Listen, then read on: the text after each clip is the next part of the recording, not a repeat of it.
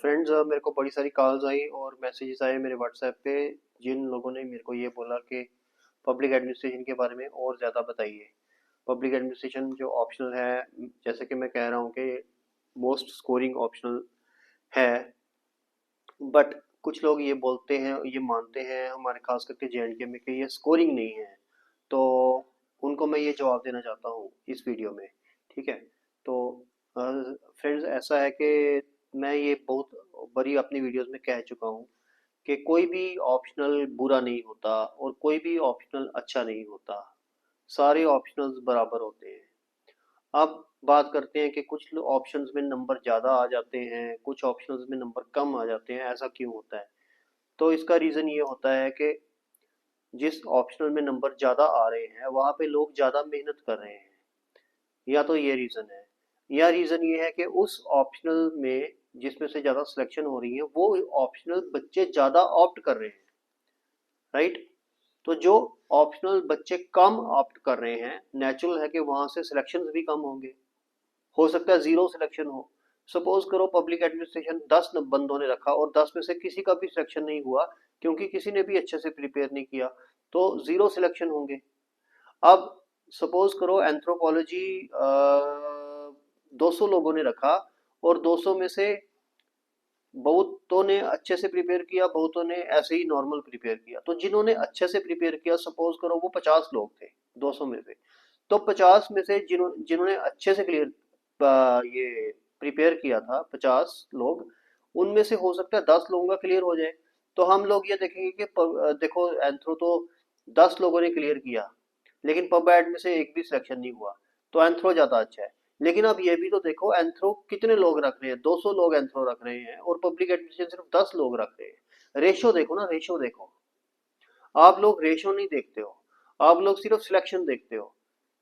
ठीक है। सिमिलरली आप दिल्ली के किसी इंस्टीट्यूट की बात करो तो वो कहते, आप कहते हो जी इसकी 100 सिलेक्शन हुई आईएएस में, 1000 पोस्टें थी, 100 सिलेक्शन सिर्फ एक इंस्टीट्यूट की है। अब हो सकता है कि उस इंस्टीट्यूट की जिसकी 100 सिलेक्शन है, वहां पे 2000 बच्चा पढ़ रहा हो, तो 2000 में से 100 सिलेक्शन उसने दी हैं। ठीक है।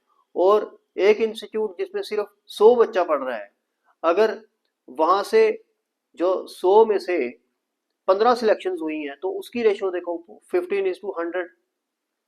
ठीक है। और दूसरा 2000 में से 100, तो रेशो देखनी चाहिए हमें। ठीक है। अब प्रॉब्लम ये है कि जो टोटल नंबर ऑफ कैंडिडेट्स कितने हैं किस इंस्टीट्यूट में, ये किसी को पता नहीं होता। सिमिलरली कौन सा ऑप्शनल कितने लोग रख रहे हैं, ये भी किसी को पता नहीं होता। ठीक है। हाँ, ऐसे फ्रेंड से पता चल जाता है ये वाला ऑप्शनल ज्यादा लोगों ने रखा है, लेकिन एक्चुअल नंबर्स क्या है उस ऑप्शनल के जिन्होंने ऑप्ट किया है, ये किसी को पता नहीं होता। ये फिगर्स हम ले सकते हैं, लेकिन उसके लिए थोड़ी मेहनत करनी पड़ती है। ठीक है। थोड़ा घूमना फिरना पड़ता है, थोड़ा नेट में सर्च करना पड़ता है, तब जाके हमें फिगर्स भी मिल जाते हैं। लेकिन हम लोग इतनी फिगर्स ढूंढते नहीं है बेसिकली। ठीक है। तो फिर से मैं वही कहूंगा कि कोई भी ऑप्शनल बुरा नहीं, ना ही कोई ऑप्शनल अच्छा है। सारे ऑप्शनल बराबर है। लेकिन हमेशा से मैं अपने वीडियो में ये मेंटेन करता हूँ कि भाई हिस्ट्री और ज्योग्राफी से थोड़ा दूर रहो। क्यों? क्योंकि हिस्ट्री और ज्योग्राफी लेंथी सब्जेक्ट्स हैं। आप कंपेयर कर लो हिस्ट्री को पब्लिक एडमिनिस्ट्रेशन से, ज्योग्राफी को कंपेयर कर लो पब्लिक एडमिनिस्ट्रेशन से। ठीक है।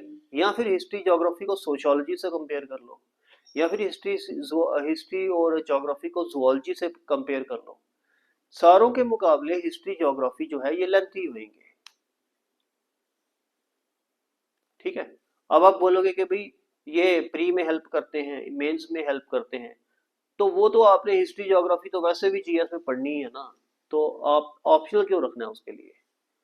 ठीक है। दूसरी बात मैं ये कहूंगा कि पब्लिक एड में मैं पढ़ाता हूँ। ठीक है। पब्लिक एड में पढ़ाता हूँ, एक लड़का मेरे को कह रहा था कि जी उसका सिलेक्शन नहीं हो रहा है, वो 2021 से दे रहा है ये एग्जाम, सिलेक्शन नहीं हो रहा है। तो सिलेक्शन आपका नहीं हो रहा है, तो आपने ये देखा कि क्यों नहीं हो रहा है? कि जेकेपीएससी को कोई पब्लिक एडमिनिस्ट्रेशन से कोई दुश्मनी तो है नहीं, ये जेकेपीएससी को कोई आपसे कोई दुश्मनी तो है नहीं। वो तो उसको तो ये भी नहीं पता कि ये कौन बंदा एग्जाम लिख रहा है, उसको ये भी नहीं पता आपका रिलीजन क्या है, कास्ट क्या है, आप ओपन मेरिट से हो या बीपीएल से हो, या कौन सी कैटेगरी है आपकी, ये भी नहीं पता, और वो आपको फेल क्यों करेगा। ठीक है, सिंपल है कि वो आपका पेपर चेक करेगा, अगर आपने कंटेंट दिया है तो आपको मार्क्स मिलेंगे। ठीक है, अब आप देखिए कि जो लोग पब्लिक एडमिनिस्ट्रेशन में करंट इवेंट्स बहुत इंपॉर्टेंट होता है, वोकैबुलरी बहुत इंपॉर्टेंट होती है।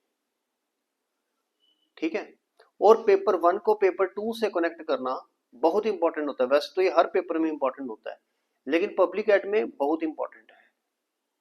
थ्योरीज को कैसे पॉलिटी से कनेक्ट करना और कैसे रियल लाइफ से कनेक्ट करना बहुत इंपॉर्टेंट है। आप एडमिनिस्ट्रेटर होगे तो आप क्या करोगे, ये आपको विजुअलाइज करना बहुत इंपॉर्टेंट है। जो थ्योरीज है, थ्योरीज के अंदर जार्गन यूज करनी बहुत इंपॉर्टेंट है। पब्लिक एडमिनिस्ट्रेशन की एक पर्टिकुलर जार्गन है। मोहित भट्टाचार्य की बुक है, उसके अंदर आप बुक पढ़ के देखो कितने हैवी हैवी वर्ड्स हैं वहां पे, कितनी इंपॉर्टेंट जार्गन है।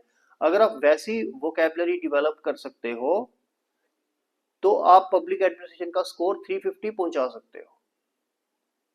अगर आप करंट इवेंट बहुत अच्छे से कर सकते हो और पेपर 1 को पेपर 2 से अच्छे से कनेक्ट कर सकते हो और आपकी राइटिंग एबिलिटी बहुत अच्छी है, आप टाइम लिमिट और वर्ड लिमिट में जाके पेपर खत्म करते हो, तो आपके नंबर 350 टच करेंगे। अगर आपको थ्योरीज इस तरह से आती हैं कि आपको विद एग्जांपल्स आप उसको पेपर 1 में पेपर 2 भी घुसा सकते हो विद एग्जांपल, तो आपके 350 स्कोर आएगा। ठीक है, तो पब्लिक एडमिनिस्ट्रेशन सब्जेक्ट के साथ ना तो जेकेपीएससी को कोई दुश्मनी है, ना तो यूपीएससी को कोई दुश्मनी है। ठीक है, कोई ऐसी दुश्मनी नहीं है कि हमने पब्लिक एड के बच्चे नहीं लेने। तो जो लोग ये कह रहे हैं कि ये ऑप्शनल स्कोरिंग नहीं है, मैं उनको कहना चाहता हूँ कि ऐसा कुछ भी नहीं होता। ठीक है, मैंने यूट्यूब के कमेंट में ये भी लिखा था कि मैंने दो बंदों का नाम भी लिखा था 2009 में, जिनका रैंक 2 और रैंक 3 आया था। ठीक है, वो आप चेक भी कर सकते हो नेट पे। और बाकी पब्लिक एड की उस साल कोई सिलेक्शन हुई थी नहीं हुई थी, लेकिन दो बंदों का टॉप रैंक आया था। और वो टॉप रैंक आया था क्योंकि उन्होंने कंटेंट लिखा था। Ultimately what matters is your content, right. जो लोग अच्छा कंटेंट लिखते हैं उनको मार्क्स मिलते हैं। आप देखो, एक बड़ी इंपॉर्टेंट चीज है कि अगर आप किसी का स्कोर देखोगे ना, तो बंदे का जीएस में भी अच्छा स्कोर होगा, ऑप्शनल में भी अच्छा स्कोर होगा, एसए में भी अच्छा स्कोर होगा। हो सकता है किसी एक आधे पेपर में उसका स्कोर कम आ जाए गलती से, लेकिन ओवरऑल उसका स्कोर हर जगह जगह अच्छा आ रहा होगा। वही आप दूसरे से कंपेयर करोगे जिसका ना तो ऑप्शनल में स्कोर आ रहा है, ना जीएस में स्कोर आ रहा है, ना ही एसए में स्कोर आ रहा है, तो डिफरेंस क्या है? डिफरेंस ये है आपकी राइटिंग एबिलिटी अच्छी नहीं है, या तो फिर आपके फैक्ट्स अच्छे नहीं है, या तो आपने एग्जांपल्स लर्न नहीं की, या तो आपने करंट इवेंट्स लर्न नहीं किए, या आप पेपर 1 को पेपर 2 से नहीं जोड़ पा रहे हो, या आपकी मेमोरी कम है जो आपको वहां पे सारा कुछ भूल गया, या फिर अपने टाइम पे पेपर खत्म नहीं किए, या फिर आपने वर्ड लिमिट में नहीं लिखा, या फिर आपने हाईलाइटिंग प्रॉपर नहीं की, या फिर आपने हेडिंग्स प्रॉपर नहीं दी, या तो फिर आपकी हैंडराइटिंग गलती थी, कोई ना कोई तो गलती थी। नहीं तो कि कोई दुश्मनी तो है नहीं आपके साथ किसी जेकेपीएससी को या यूपीएससी को। तो इस बात को अपने अंदर समझ लो कि अगर आपके नंबर नहीं आ रहे हैं तो किसी को ब्लेम नहीं करो, ना तो आप सब्जेक्ट को ब्लेम करो, ना जेकेपीएससी को, ना यूपीएससी को ब्लेम करो, ना आपके टीचर्स को ब्लेम करो, आप खुद को ब्लेम करो और इम्प्रूव करने की कोशिश करो। अगर मैंने पिछले वीडियो में कहा था, 2 बारी आपका सिलेक्शन एक सब्जेक्ट से नहीं हो रहा तो उस सब्जेक्ट को ही छोड़ दो, दूसरा सब्जेक्ट रख लो, क्योंकि लिमिटेड अटेम्प्ट्स होते हैं, लिमिटेड एज होती है। एक ही ऑप्शन को पूरा लाइफ पकड़ के बैठे रहोगे, 32 एज तक बैठे रहोगे या सारे अटेम्प्ट्स में बैठे रहोगे तो टाइम वेस्ट हो जाएगा आपका। ठीक है, तो यही मैं आपको कहना चाहता हूँ इस वीडियो में। Thank you.